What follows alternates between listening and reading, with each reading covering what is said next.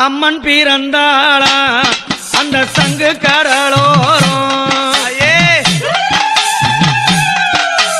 அம்மன் பிறந்தாளா அந்த சங்கு கடலோரம்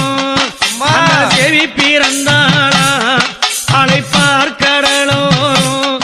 அங்க அம்மன் பிறந்ததும் சங்கு வளர்ந்ததும் அயோத்தி மாநகர் பட்டினம்மா அம்மன் பிறந்ததும் சங்கு வளர்ந்ததும் அயோத்தி மாநகர் பட்டினம்மா அம்மன் பிறந்தாளா அந்த சங்கு கடலோரம்